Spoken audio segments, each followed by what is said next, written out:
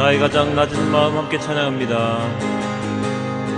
나의 가장 낮은 마음 주님께서 기뻐하시고 작은 일에 큰 기쁨을 느끼게 하시는도다. 한 번 더.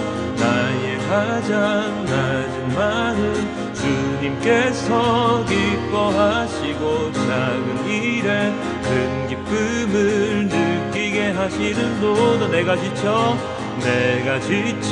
무력할 때 주님 내게 힘이 되시고 아름다운 하늘나라 내 맘에 주시는도. 내가 지쳐 무력할 때 주님께서 힘이 되시고 아름다운 하늘나라 내 맘에 주시는도다. 우리에게 축복하신 하나님 사랑 낮은 자를 높여주시고 아름다운 하늘나라 허락하시고 내 모든 것 예비하시네.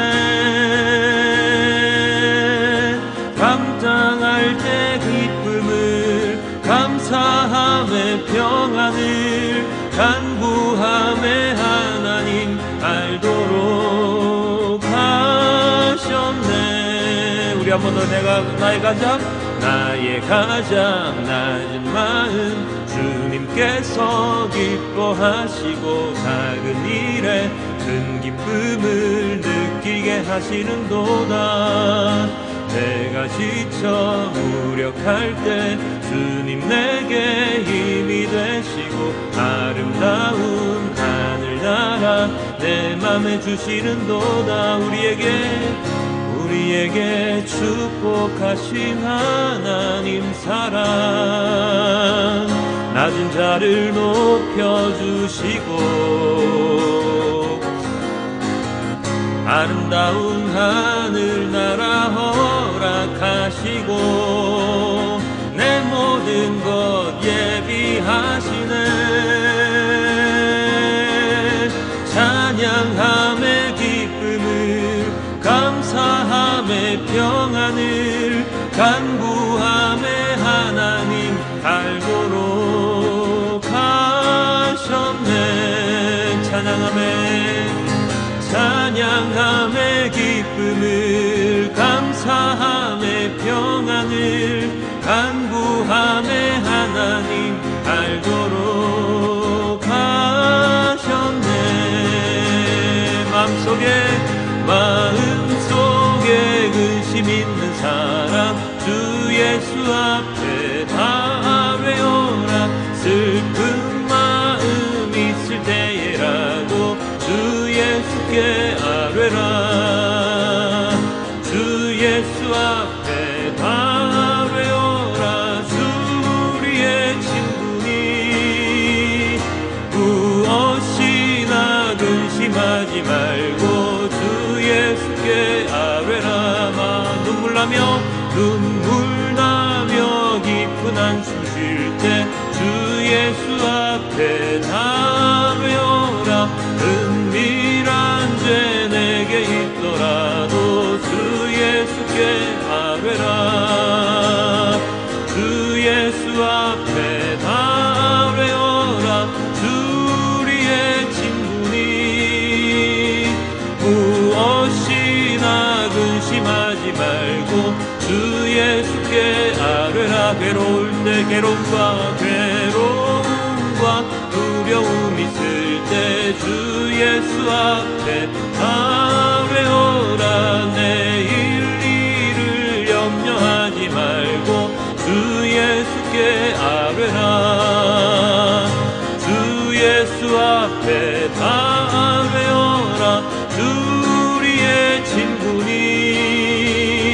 무엇이나 근심하지 말고 주 예수께 아뢰라. 죽음 앞에 겁을 내는 자여 주 예수 앞에 다 외워라. 하늘나라 바라보는 자여 주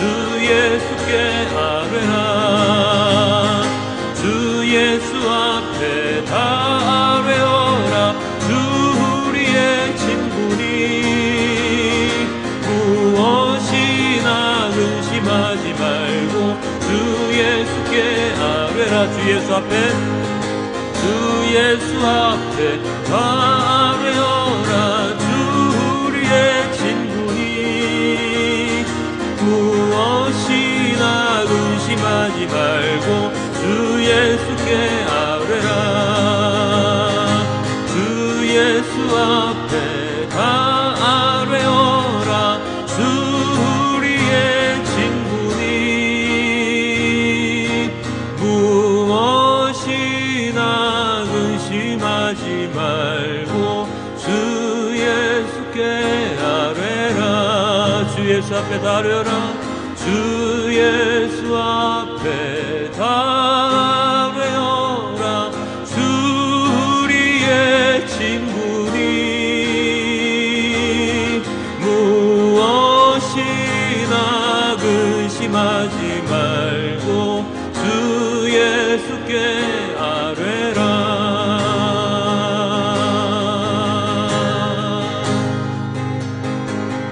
주가 보이신 생명의 길 나 주님과 함께 상한 마음을 들이며 주님 앞에 나아가리. 나의 의로움이 되신 주 그 이름 예수. 나의 길이 되신 이름 예수.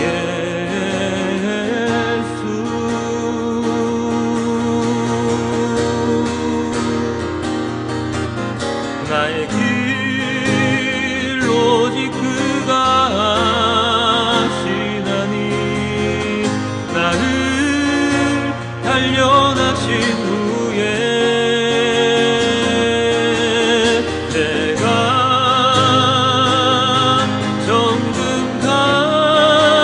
정금같이 나오리라. 주가 보이신 생명의 길 나 주님과 함께 상한 마음을 들이며 주님 앞에 나아가리. 나의 의로움이 되신 주 그 이름 예수. 나의 길이 되신 이름 예수.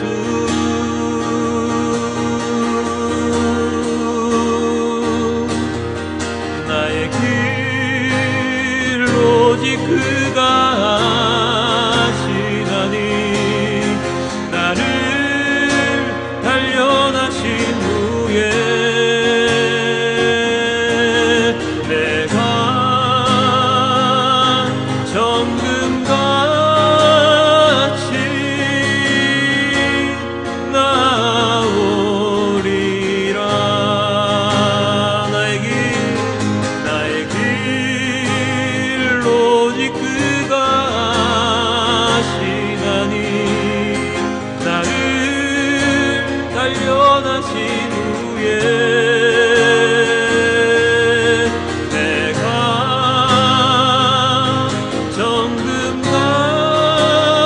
정금같이 나오리라. 우리 한 번 더 고백합니다. 주가 보이신 생명의 길. 우리 다시 한 번 더 고백하도록 하겠습니다. 주가 보이신 생명의 길 나 주님과 함께 상한 마음을 들이며 주님 앞에 나아가리. 나의 의리됨이 되신 주 그 이름 예수. 나의 길이 되신 이름 예수.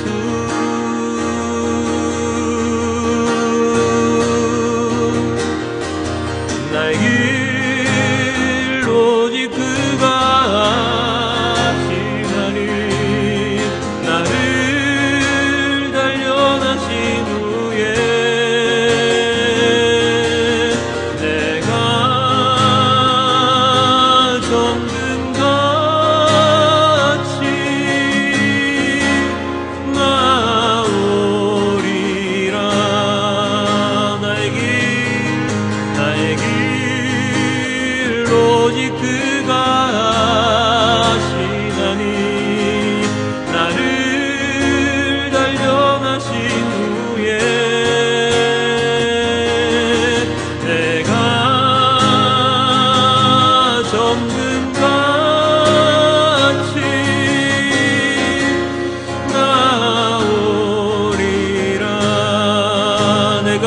정금같이 내가 정금같이 나오리라.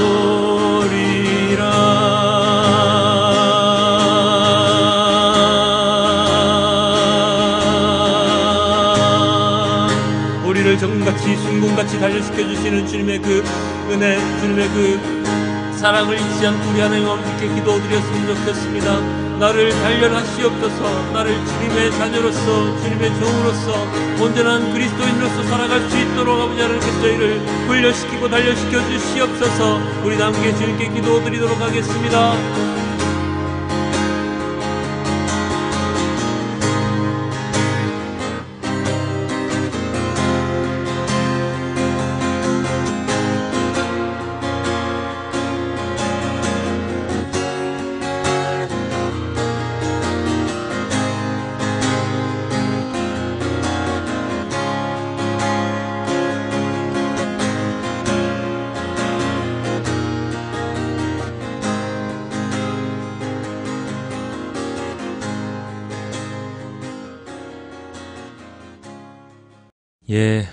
이제 사순절 5번째 주일입니다.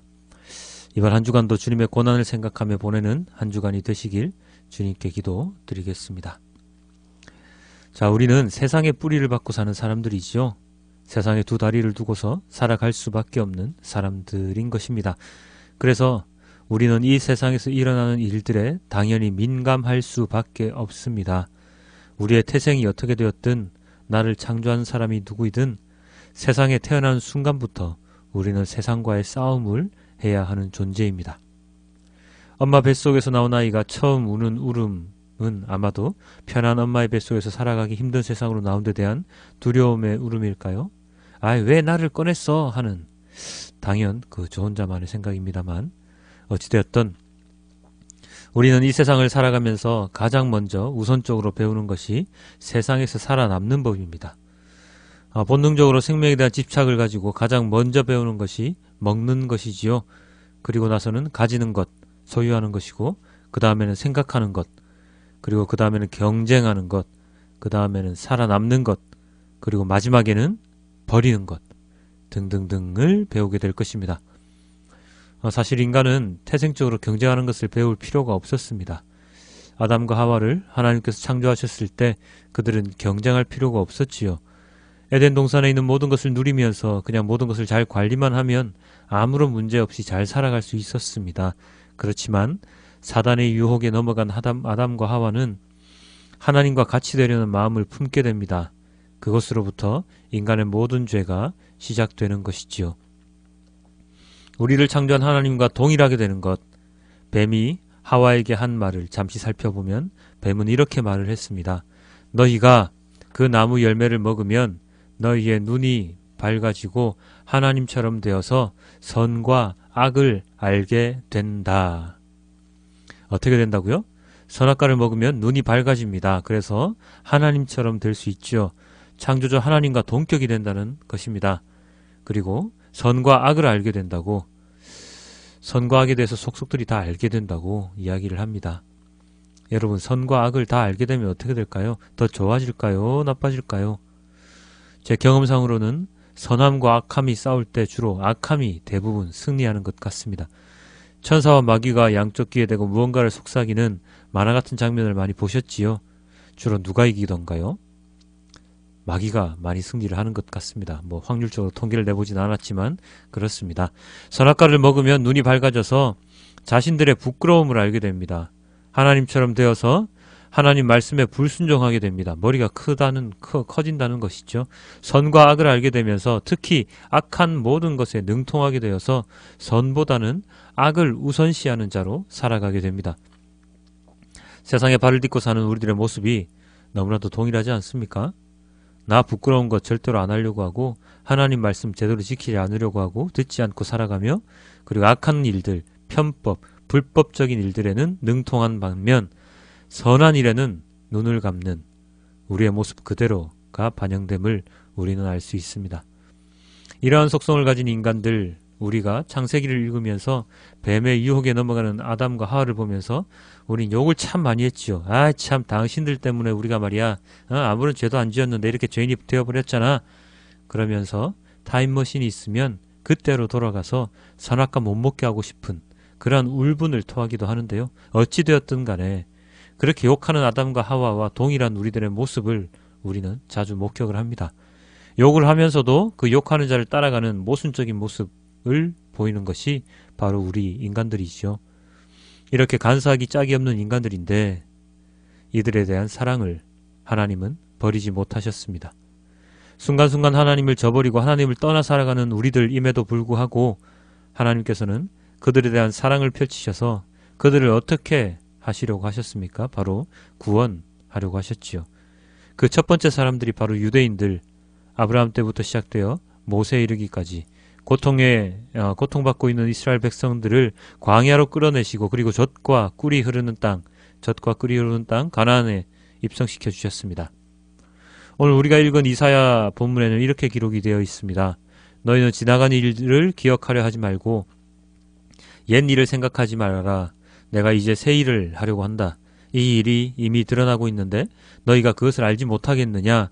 내가 광야의 길을 내겠으며 사막의 강을 내겠다. 우리가 알지 못하는 사이에 하나님께서는 계획을 세우셔서 우리들을 구원의 길로 인도하실 모든 준비를 마쳐 놓으셨습니다. 자, 이제 내가 새 일을 하려고 한다. 이 구절을 보면 어떤 생각이 드십니까? 막 어지럽게 그려져 있던, 그리면서도 마음에 들지 않던 그림을 어쩔 수 없이 계속 그리는 그러한 모습. 종이가 없어서 단 한 장의 종이 밖에 허락되지 않아서 어쩔 수 없이 마음에 들지 않는 그림을 그리고 있는데 갑자기 선생님께서 나타나셔서 내가 지금 새 종이를 줄 테니까 거기 그려 하는, 무엇인가 새롭게 시작할 수 있다는 그 희망, 기대감이 생기지 않습니까? 광야의 길을 내고 사막의 강을 낸다는 것은 그 길로만 따라가면 된다는 것을 의미하지요. 자, 너 이제 내가 그려놓은 그 밑바탕에다가 그냥 따라 그리기만 하면 정말 좋은 그림을 그릴 수 있을 거야. 그렇게 말씀하셨습니다. 무엇을 하라고요? 그냥 따라만 오라고. 그렇게만 하면 된다고 말입니다. 그것을 우리도 알게 될 것이라고 말입니다. 너희가 그것을 알지 못하겠느냐? 라고 말씀하셨잖아요. 우리를 창조하신 하나님은 창조하신 그 순간부터 우리에 대한 사랑을 버리지 않고 계십니다. 중간에 우리가 죄를 저질러도 하나님을 떠나도 하나님께 정말 용납되지 않는 극악무도한 죄를 저질렀음에도 하나님은 우리에 대한 사랑을 접지 않으시고 포기하지 않으시고 또다시 계획을 만드시고 새 길을 내셔서 그 길을 따라 올 수 있도록 우리를 인도하고 계신 것이죠. 시편 126편 이렇게 나와 있습니다. 주님께서 시온에서 잡혀간 포로를 시온으로 돌려보내실 때에 우리는 꿈을 꾸는 사람들 같았다. 포로로 잡혀갔던 이스라엘 백성들을 놓아주셨습니다. 누가요? 인간이요? 아닙니다. 하나님께서요. 억압되었던, 망해서 나라가 없어졌던 그러한 그들을 다시금 살려주시는 것이죠. 구원해 주시는 것이죠. 누가요? 인간이요? 아니요. 하나님께서요.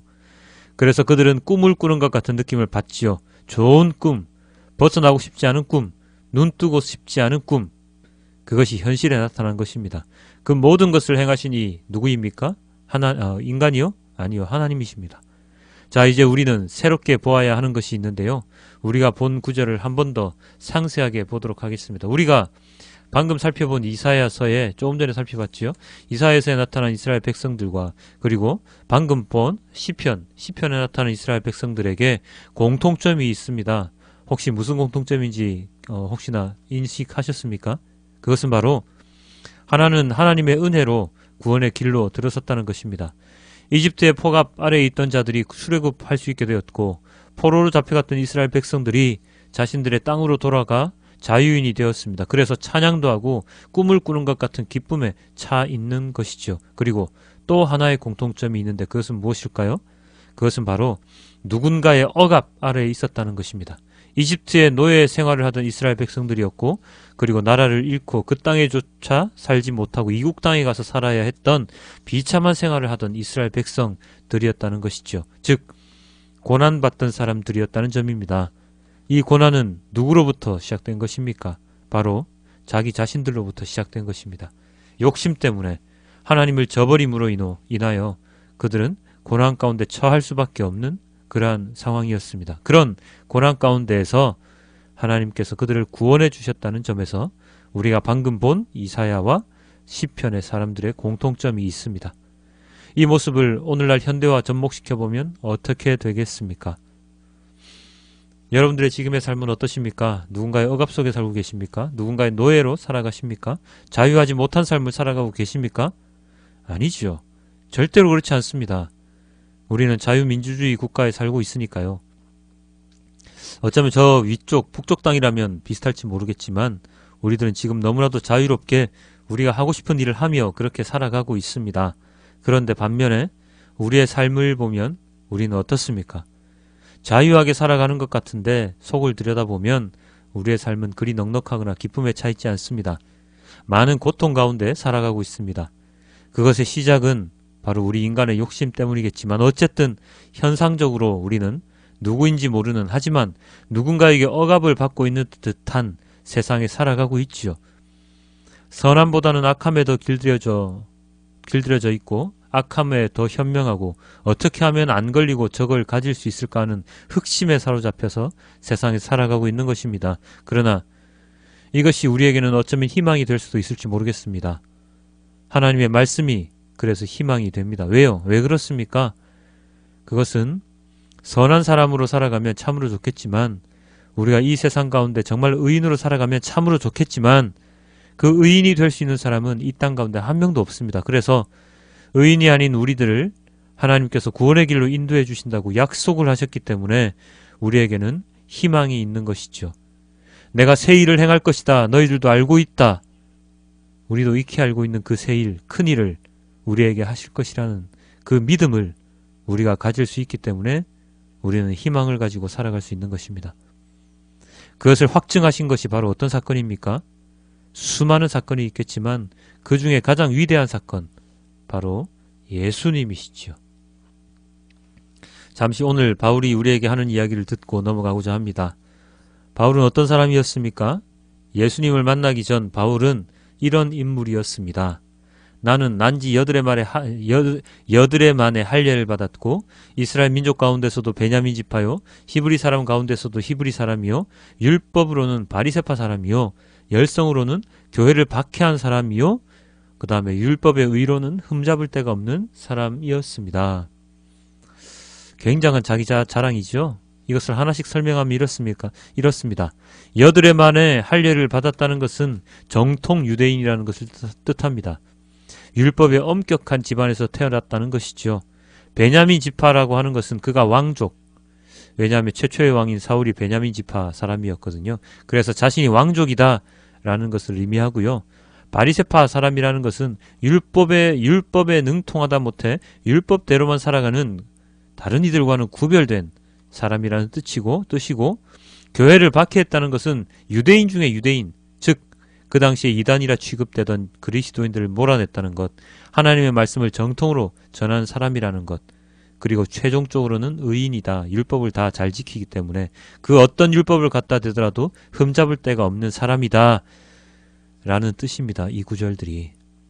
오늘날로 치면 정말로 정통 코스를 밟은 뛰어난 사람 중에 뛰어난 사람이라는 것을 자랑하고 있는 것이지요. 그런 그가 이후에 하는 고백은 좀 충격적입니다. 빌립보서 3장 7절 8절 이렇게 나와 있습니다. 나는 내게 이루었던 것은 무엇이든지 해로운 것으로 여기게 되었습니다. 그뿐만 아니라 나는 그 밖에 모든 것을 해로 여깁니다. 나는 그 모든 것을 오물로 여깁니다. 중간중간에 생략한 구절들이 있기는 한데요. 그건 조금 이따 살펴보고요. 어찌됐든 바울은 그가 그렇게 자랑하던 모든 것을 태생부터 자신의 족보 가문까지 그리고 세상의 모든 지식을 무엇으로 여긴다고 고백했습니까? 해로운 것, 오물, 바로 쓰레기로 여긴다는 것이죠. 그리고 무엇을 가장 먼저 생각하게 되었습니까? 바로 그리스도. 우리가 방금 읽은 구절들 가운데 생략된 것은 바로 이것들입니다. 그리스도 때문에 내 주 예수 그리스도를 아는 지식이 가장 고귀함으로 그리스도 때문에 해로운 것으로 여기게 되었습니다. 내 주 예수 그리스도를 아는 지식이 가장 고귀함으로 나는 그 밖에 모든 것을 해로 여깁니다. 나는 그리스도 때문에 그 모든 것을 오물로 여깁니다. 이렇게 고백을 하고 있지요. 세상에서 가장 최고로 치던 것을 무엇 때문에? 그리스도 때문에 쓰레기로 오물로 해로운 것으로 여긴다고 바울은 이야기합니다. 그리고 또한 이렇게 고백을 합니다. 나는 그리스도를 얻고 그리스도 안에 있는 사람으로서 인정을 받으려고 합니다. 나는 율법에서 생겨나는 나 스스로의 의가 아니라 그리스도를 믿는 믿음으로 말미암아 오는 의, 곧 믿음에 근거하여 하나님에게서 오는 의를 얻으려고 합니다. 그리고 또한 이렇게 고백합니다. 그리스도 예수 안에서 하나님께서 위로부터 부르신 그 부르심의 상을 받으려고 목표점을 바라보고 달려가고 있습니다. 세상의 관점에서 최고의 사람으로 살아가던 사람 바울은 그 세상에서 인정받던 모든 것을 버리고 무엇을 위하여 달려가게 됩니까? 바로 하나님께서 부르신 부름의 그 상을 받기 위해서 달려가는 자가 되었습니다. 세상의 노예였던 바울이었습니다. 세상 사고 속에 갇혀 살아가던 바울이었습니다. 어쩌면 평생 편한 생활, 안락한 생활, 부와 명예가 보장되던 그 자리를 떠나서 그는 오직 하나님만, 예수 그리스도의 안에 거하는 것만 생각하며 고난의 자리로 나아가게 됩니다. 인간의 상식으로는 도저히 생각할 수 없는 일인데요. 그는 세상의 고난, 즉 하나님을 알지 못하던 그 무지함 속에서 자유하게 되어서 하나님의 보호 아래, 하나님의 인도하심 아래 놓이게 되었습니다.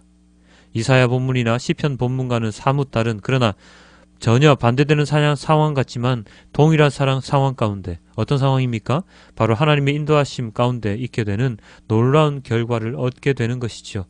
여기서 우리가 알 수 있는 것은 무엇입니까? 세상에 아무리 좋은 것이라도 하나님과 함께하지 않으면 그것은 노예와 다름없음을 우리는 알 수 있습니다. 누군가의 속박을 당해야, 누군가의 밑에 살아야 노예입니까? 아닙니다. 우리들은 세상의 눈을 받고 사는, 우리들은 벌써 세상의 노예가 되어 있습니다. 광고를 통하여 좋은 물건이 나오면 어떻게 하든지 그 물건을 사기 위해 혈안이 되지요. 맛집이 소개되면 그 맛집에 가서 꼭 먹어봐야지 하면서 그 맛집의 노예가 됩니다. 돈 버는 일이 생기면 만사 다 팽개치고 그 돈을 버는 노예가 되어 갑니다. 세상의 노예가 되어 가는 것이죠. 그런 세상의 노예의 상태에서 벗어나는 방법은 오직 그리스도 예수밖에 없습니다. 바울이 그렇게 고백하지 않았습니까? 자신의 최대의 목표는 바로 그리스도 안에서 그리스도를 얻고 그리스도께 인정받는 것이라고, 그리스도를 믿는 믿음에 근거하여서 하나님께 의인으로서 칭찬받는, 상을 받는 자로서 살아가는 것이라고 말입니다. 세상이 하라는 대로만 하던 바울도, 그리고 우리들도 자유할 수 있는 길은 오직 그리스도 안에 거하는 것, 그것 하나밖에 없음을 우리는 이 자리에서 깨달아야 할 것입니다. 반대로 말하면 어쩌면 우리는 세상의 것을 모두 잃어버리고 나서야 우리는 비로소 자유할 수 있다, 하나님의 인도하심을 온전히 받을 수 있다 라고 말할 수도 있겠지요. 이집트를 탈출하면서 이집트 사람을 다시금 나의 상전으로 모시고 살아간다면 그게 자유한 사람입니까? 포로의 신분에서 벗어났는데 다시금 그날이 그리워서 포로 생활로 돌아간다면 그 사람을 온전한 사람으로 바라보겠습니까? 아닙니다. 결코 아니지요. 그런 사람들은 어리석은 사람, 바보라고 할 수밖에 없습니다. 세상이 우리에게 가르치는 것을 전적으로 신뢰하고 살아갈 때에 우리는 세상의 경쟁, 악함에서 벗어날 수가 없게 됩니다. 아까 서두에 말씀드렸듯이 아이가 태어나서 성장하는 과정 가운데 배우는 것들은 거의 대부분 경쟁하고 승리하고 쟁취하고 소유하는 것이라고 말씀드렸습니다. 그래서 나의 경쟁 상대가 나의 발 아래에 놓여야 이 세상에서 성공한 자로 살아갈 수 있습니다. 그렇지만 하나님은, 예수님께서는 그런 삶을 바라시지 않았습니다. 섬기고 나누고 헌신하는, 그리고 목숨까지도 대신 내놓을 수 있는 용기 있는 자가 되기를 원하셨습니다. 세상의 가치와는 정반대의 가치를 따라서 살아가는 사람 말입니다. 마지막으로 오늘 본문에 속해 있는 요한복음에 대하여 함께 보고자 하는데요. 오늘 요한복음 본문은 마리아가 비싼 향유를 깨뜨려서 예수님의 발을 닦는 장면이 나왔습니다. 우리 함께 읽어봤지요. 그 장면을 본 가룟 유다, 예수님을 판 자입니다.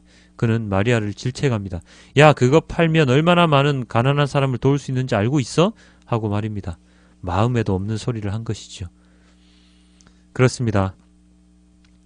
인간의 눈으로 보면 가치 없고 말도 안 되는 일일 것처럼 보이지만 하나님 눈으로 보면, 예수님의 기준으로 보면 가장 가치 있는 일이 되는 것이 너무나도 많습니다.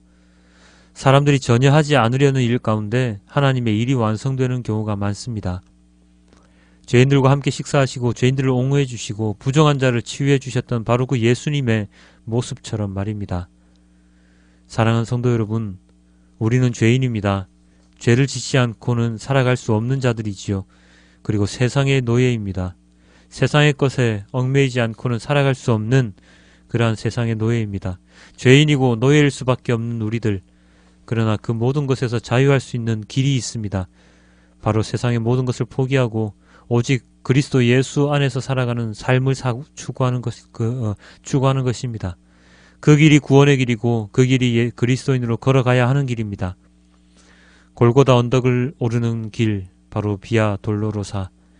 그 길이 엄청난 고행의 길임을, 고난의 길임을 예수님께서는 알고 계셨습니다. 그렇지만 주님은 그 길을 가셨습니다. 왜요?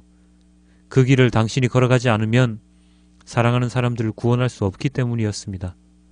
마찬가지이지요. 우리들도 우리에게 마련된 고난의 길, 그 길을 걸어가야 합니다.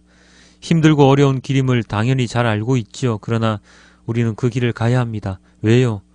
그 길이 바로 구원의 길이기 때문에 그렇습니다. 하나님을 믿는 믿음의 길은 순탄하고 즐겁기만 한 길은 아닙니다. 어렵고 힘든 길이지만 참고 견뎌내는 삶을 살아갈 때 우리는 하나님께서 주시는 상을 받는 영광을 얻을 수 있습니다. 사랑하는 성도 여러분, 지금 많이 힘드시죠? 그렇지만 조금만 더 견뎌내십시오. 세상에서의 힘듦을 이겨내면 하나님 나라는 하나님 나라라는 최고의 면류관을 우리는 머리에 쓸 수 있습니다. 힘들다고 하나님을, 예수님을, 십자가를 저 멀리 내팽개치는 어리석은 자가 되지 말고 하루하루 하나님의 말씀을 묵상하고 그 말씀대로 사용 설명서대로 우리의 몸과 마음을 움직이는 우리 모두가 되길 부탁드립니다. 매일같이 눈물로 회개 기도를 드림으로 우리는 최후의 웃음을 웃는 자가 될 수 있음을 잊지 말아야 할 것입니다. 우리 모두 다 같이 그 모든 것을 잊지 않고 오직 그리스도 안에서 거할 수 있는 그러한 자가 되어 살아가길 주님께 기도드립니다. 우리도 함께 찬양하며 기도를 드리겠습니다. 나의 안에 거하라 함께 찬양하시면서 우리 함께 기도드리는 시간을 갖도록 하겠습니다. 우리도 함께 찬양합니다. 나의 안에 거하라 나는 내 하나님 모든 환난 가운데 너를 지키는 자라 두려워하지 말라 내가 널 도와주리니 놀라지 말라 내 손 잡아주리라 나의 안에 거하라 나는 내 하나님이니 모든 환난 가운데 너를 지키는 자라 두려워하지 말라 내가 널 도와주리니 놀라지 말라 내 손 잡아주리라 내가 너를 지명하여 불렀나니 너는 내 것이라 내 것이라 너의 하나님이라 내가 너를 보배롭고 존귀하게 여기노라 너를 사랑하는 내 여호와라 내가 너를 지명하여 불렀나니 너는 내 것이라 내 것이라 너의 하나님이라 내가 너를 보배롭고 존귀하게 여기노라 너를 사랑하는 내